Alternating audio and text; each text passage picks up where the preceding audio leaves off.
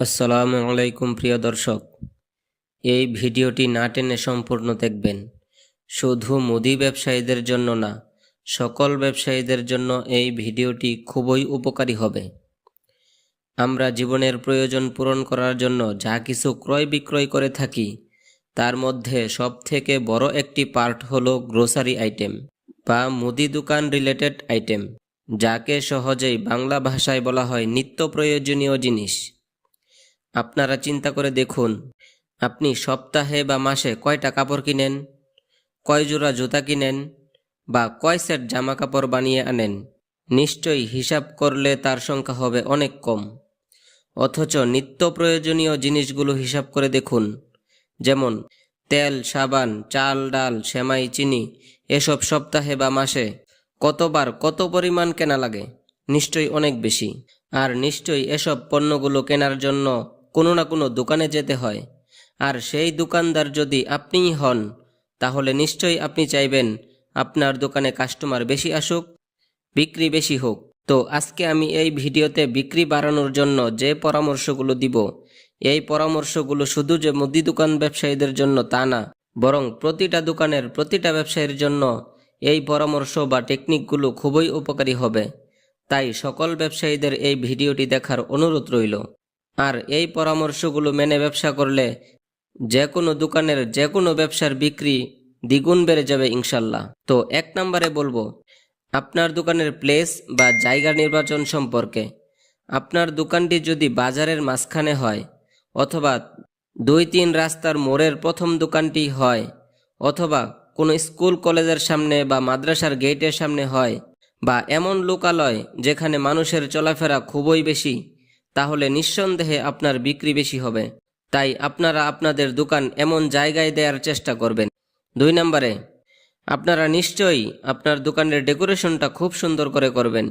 আপনার দোকানের ডেকোরেশন যদি সুন্দর হয়, পরিবেশ যদি ভালো হয়, আপনি যদি কাস্টমারদের নজর কাড়তে পারেন, তাহলে দেখবেন আপনার পরিবেশ, আপনার দোকানের সৌন্দর্যই আপনাকে কাস্টমার এনে দিবে। 3 নম্বরে আপনারা যখন আপনাদের দোকানে সেলসম্যান বা কর্মচারী নিয়োগ দিবেন, অবশ্যই এমন লোক দেখে নিয়োগ দিবেন যে আপনার ব্যবসাটা সম্পর্কে আগে থেকেই জানে বা বুঝে। অর্থাৎ মনে করেন আপনার কসমেটিক্স দোকান বা কাপড়ের দোকান, তাহলে যে লোকের কসমেটিক্স বা কাপড় সম্পর্কে এক্সপিরিয়েন্স আছে, মানে এসব দোকানে 2-1 বছর চাকরি করছে, এমন লোক দেখে নিয়োগ দিবেন। তাহলে আপনার বিক্রির মধ্যে ঘাটতি পড়বে না। আর নয়তো নতুন লোক নিয়োগ দিলে তাকে শিখিয়ে ব্যবসা বুঝিয়ে নিতে নিতে আপনার অনেক সময় লেগে যাবে, ব্যবসায় টান পড়বে, আপনি পিছিয়ে পড়বেন। 4 নম্বরে আপনার ব্যবসা ছোট হতে পারে, বাট ব্যবসার শুরু থেকেই একটা টার্গেট নিয়ে ব্যবসা করবেন, আর টার্গেট অনুযায়ী কাজ করবেন। কেমন টার্গেট নেবেন? আমার দেখা একজন ছোট ব্যবসায়ী থেকে বড় ব্যবসায়ী হওয়ার ব্যবসায়ী জীবনটা একটু শেয়ার করি। আমার পরিচিত খুব ঘনিষ্ঠ একজন ব্যবসায়ী, সে ছোটবেলায় তার বাবার সাথে গ্রামের বাজারে বাজারে বিভিন্ন পাড়ায় গিয়ে বাদাম, বুট, চানাচুর এসব বিক্রি করত। কিছুদিন পর এলাকার ছোট্ট বাজারের রাস্তার মোড়ে একটা ছোট্ট দোকান দিল। সেই ছোট্ট দোকান আজ তার পাইকারি দোকানে পরিণত হয়ে গেছে। কোটি কোটি টাকার পণ্য এখন তার দোকানে স্টক থাকে। এই গল্পটি মূলত আপনাদের মোটিভেশন তৈরি করার জন্য বললাম। এটাই হলো মূলত টার্গেট। আপনার ছোট্ট ব্যবসাকে কিভাবে বড় ব্যবসায় পরিণত করবেন, সেই টার্গেট আপনার থাকতে হবে। এতটুকু ভিডিও দেখার পর যদি ভিডিওটি ভালো লাগে, ব্যবসায়িক সকল পরামর্শের জন্য চ্যানেলটি সাবস্ক্রাইব করবেন, আর ফেসবুক থেকে ফেসবুক পেজটিকে ফলো দিবেন আশা করি। 5 নম্বরে দোকানের প্রতিটা পণ্যই খুব সুন্দর করে সাজাবেন, এলোমেলো হয়ে যাতে না থাকে। মানে হলো, মনে করেন আপনার মুদি দোকান, আপনি বিস্কিটগুলো এক জায়গায় সাজিয়ে রাখবেন, সাবানগুলো এক জায়গায়, বিস্কিটের সাথে যাতে অন্য কিছু রেখে সৌন্দর্যটা নষ্ট না হয়।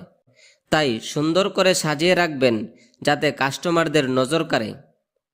6 নম্বরে আপনারা আপনাদের দোকানের ভালো একটা নাম দিবেন, এবং সেই নামানুসারে দোকানের সামনে সাইনবোর্ড বা ব্যানার লাগিয়ে দিবেন, যাতে করে যে কোনো মানুষ আপনার দোকানের সাইনবোর্ড বা ব্যানার দেখা মাত্রই বুঝতে পারে যে আপনার দোকানটা মুদি দোকান, অথবা রিচার্জ বা বিকাশের দোকান, অথবা কাপড় বা ওষুধের দোকান। 7 নম্বরে আপনি মানসম্মত 1 নাম্বার প্রোডাক্ট রাখবেন, যাতে কোনো পণ্য নিয়ে কাস্টমার অভিযোগ না করতে পারে। আর এমন কিছু পণ্য রাখবেন যা সচরাচর পাওয়া যায় না, অথচ রাখলে মানুষের চাহিদা বাড়বে। অথবা যেসব পণ্য কিছু মানুষের শহর থেকে আনতে হয়, এমন কিছু জিনিস এনে লিফলেট বা পোস্টার বানিয়ে তা প্রচার করে দিতে পারেন। দেখবেন ইনশাল্লাহ আপনার ব্যবসায় উন্নতি হবে। 8 নম্বরে খুবই গুরুত্বপূর্ণ পরামর্শ দিব। তার আগে ভিডিওটি ভালো লাগলে অবশ্যই একটি লাইক দিন এবং কমেন্টে আপনার মতামত জানান। 8 নম্বরে পরামর্শটি হলো, আপনি মাঝে মাঝে অফারের ব্যবস্থা করবেন। কয়েকটা পণ্য একসাথে করে একটা প্যাকেজ তৈরি করে অফার দিবেন। 9 নম্বরে অনলাইনে, অর্থাৎ মনে করেন ফেসবুকে আপনার দোকানের নামে একটি পেজ তৈরি করবেন। তার দ্বারা আপনি আপনার দোকানের বা আপনার সকল পণ্যের ছবি তুলে আপলোড করে প্রচার করে ব্যবসা করতে পারবেন। 10 নম্বরে খুবই গুরুত্বপূর্ণ একটি পরামর্শ, তা হলো পণ্য ফেরত নেওয়া। দর্শক, মানুষ এক সমান হয় না, এটা আমরা সবাই জানি।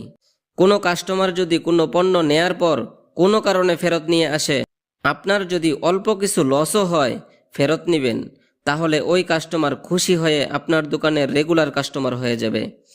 অনেক দোকানদার এই ভুলটা করে থাকে যে এমন কাস্টমারের সাথে খারাপ ব্যবহার করে। এটা একদমই ঠিক না। ভিডিওটি দেখার জন্য ধন্যবাদ।